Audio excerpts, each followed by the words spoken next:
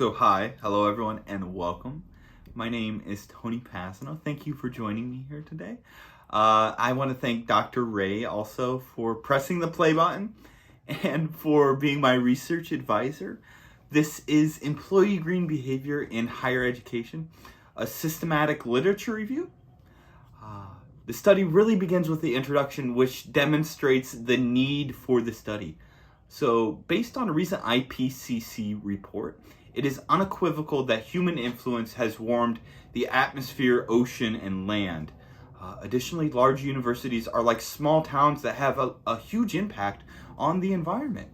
And employees in higher education institutions, they're really uniquely positioned to affect change through their behavior. So if human influence got us to where we are with the climate, it's got to be human influence that helps us to get out of this situation, right? Additionally, employee green behavior research has recently increased within higher education institutions. And this leads us to ask the primary research question, which is, what is the current state of research on employee green behavior in higher education institutions? So in order to address this question, a methodology was created. Applicable databases were searched using a variety of different keywords, and 1,039 results were identified. A criterion was used to sift through these results to produce relevant articles. 30 articles were produced through this process. And a staged approach, so starting with the abstract and moving to a deeper read, was used to analyze articles, and research memos were taken along the way. Through this process, two figures were developed. One, which is a table that represents the findings in the data, and then figure two, which is an analytic model based on the last three columns of the table. So really, this leads us to the findings of the review, which were really reached by analyzing the table, looking back at research memos, and looking at notes. And they include a lack of consistency in the terminology used to refer to the behaviors of employees that are supportive of the environment. There was a considerable number of topics that relate to the concept of behavior that weren't explicitly focused on in the data. For instance, habits, mood, priming were never looked at as constructs. Additionally, there's a high reliance on traditional methodologies, so surveys and interviews, and also data comes from virtually every continent and a wide range of diverse fields. Over half of the represented articles were written in the past 2 years. This leads us to our discussion, which really challenges the findings of this review and their utility. It begins with a quote from Aldo Leopold, which goes something like, "We shall never achieve harmony with the land any more than we shall achieve absolute justice or liberty for people.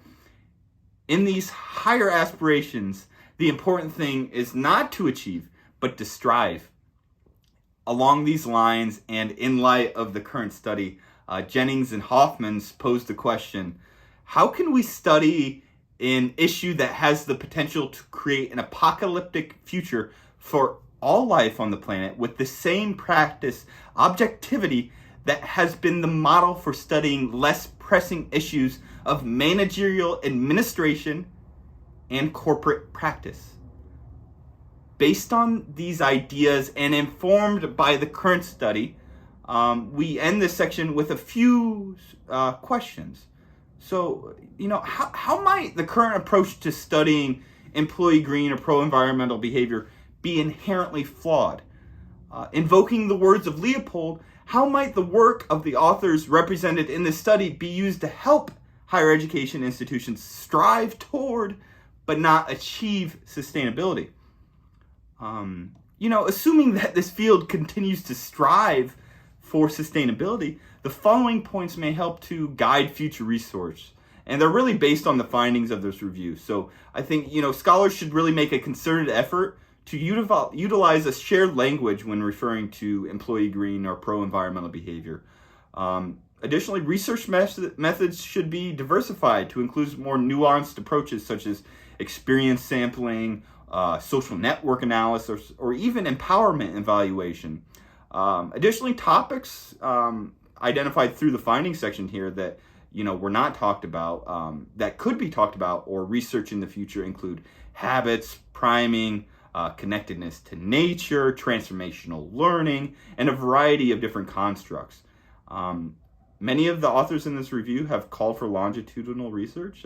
This review restates that call, and also, I think a meta-analysis could prove to be beneficial.